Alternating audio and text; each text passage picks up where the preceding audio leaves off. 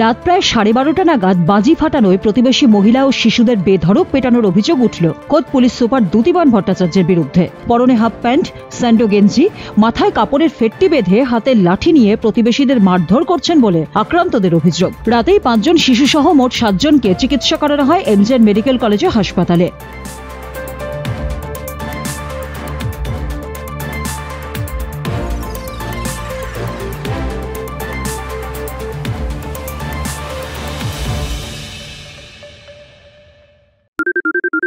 সোনাক্ষী, মশলা কোথায়?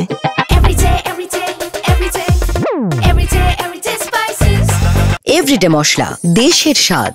Ramakrishna IVF centre, মা হওয়ার স্বপ্ন পূরণ।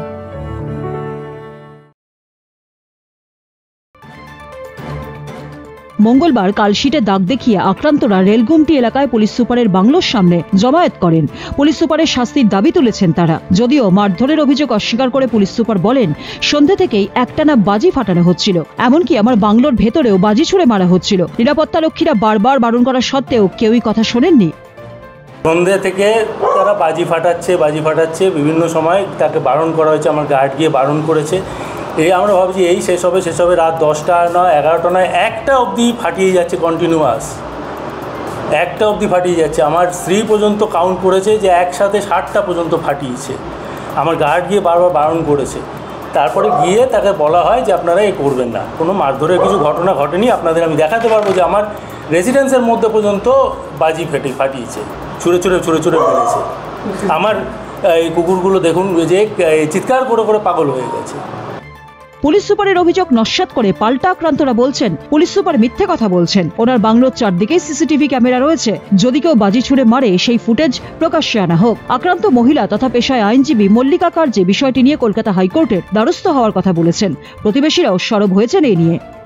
হঠাৎ করে এসপি, আমাদের সুপারিনটেন্ডেন্ট যে আছে ইন্সপেক্টর, উনি আর ওনার কয়েকজন লোক এসে কোনো বলা বলি নেই, কোনো কথা নেই, হঠাৎ করে বেধড়ক মারধর। বুঝতে পারলাম না, ঠিক আছে, ওনারা কোনো ইউনিফর্ম পরেনি, উইদাউট ইউনিফর্মে আসছে, ঠিক আছে, এসে মারামারি শুরু। এমনকি আমি যে একজন মহিলা মানুষ, ওনাদের কোনো মহিলা কনস্টেবল ছিল না, ওনারা নিজেরা কোনো ইউনিফর্ম পরে আসেনি, এসে মারধর করে এই যে দেখুন দেখাচ্ছি, ঠিক আছে। তো আমার কথা হচ্ছে যে আমরা একটা সুবিচার চাই। এটা উনি ওয়ার্নিং দিতে পারতেন, একবার বলতে পারতেন ভালোভাবে যে অনেক হয়েছে, রাত্রি হয়েছে, তোমরা বাড়ি যাও।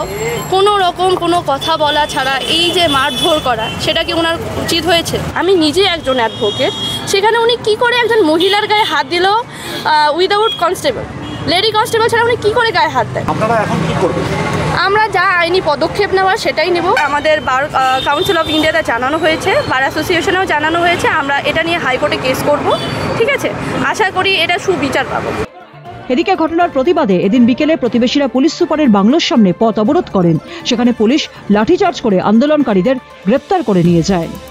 কোচবিহার থেকে শিবশঙ্কর সূত্রধরের রিপোর্ট, উত্তরবঙ্গ সংবাদ।